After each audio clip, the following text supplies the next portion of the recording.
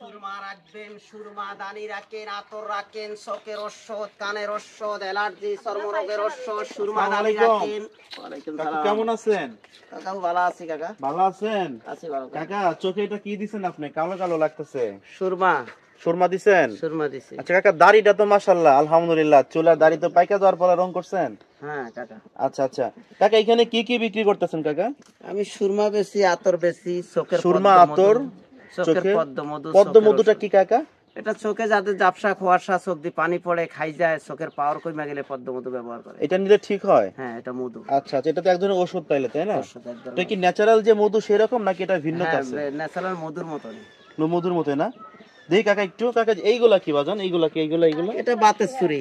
মানে বাত ব্যথা হইলে এগুলো নিলে ঠিক হয়? এগুলো ঠিক হয়। কাকা, এদের মধ্যে কি কোনো মেডিসিন আছে? না, এটাতে কোনো মেডিসিন তাহলে নেই। কেমনে ঠিক হবে বাবা?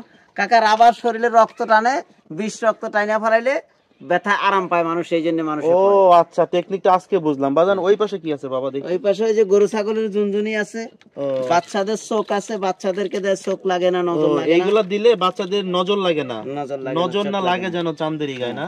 একটা গান আছে না কাকা, শুনছেন? হ্যাঁ। আর এখানে হচ্ছে আপনার কাকা, এখানে আপনার সুরমা কোনটা? সুরমা, সুরমা এই যে এটা। এটা কাকা, সুরমা আসলে কেমন দাম যদি একটু বলতেন? সুরমা আমরা কাকা 10 টাকা 20 টাকা করে বেশি। এটা কিন্তু ঢাকা থেকে কিনা হয় এখন 1000 টাকা কেজি। 1000 টাকা কেজি? 10 টাকা 20 টাকার দেন? 10 টাকা 20 টাকার করে আমরা বিক্রি করি। মানে 1 কেজি বেচতে আমার 1 মাস লাগে। 1 কেজি বিক্রি করলে ধরেন আমি খুচরা 10-5 টাকা করে 5000 টাকা বিক্রি উঠে।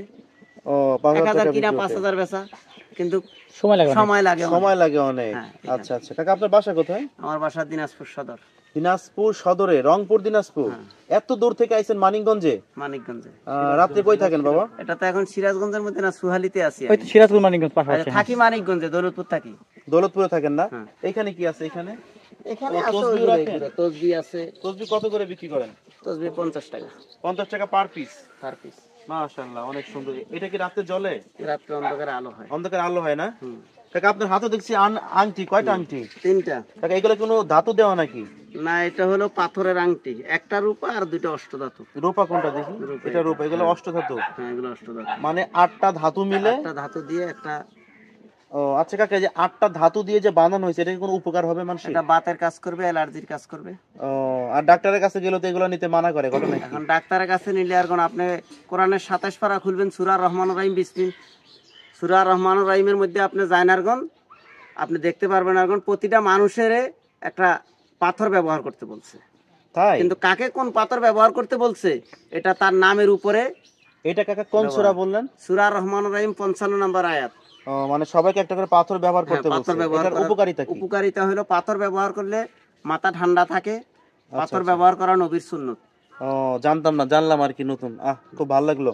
তো কাকা ঠিক আছে, ভালো থাকবেন। আচ্ছা ঠিক আছে, অনেক কিছু শিখলাম বাবা আপনার কাছ থেকে, ভালো লাগলো। আলহামদুলিল্লাহ। তোমরা আসছো যখন, আলহামদুলিল্লাহ। দোয়া করবেন আমাদের জন্য। আচ্ছা কাকা, কি নাম তোমার? আব্দুর রাজ্জাক। আব্দুর রাজ্জাক। জি জি। আব্দুর, ঠিক আছে। তোমার আখিক পাথর ব্যবহার করতে বলছে, তুমি খুঁজে দাও।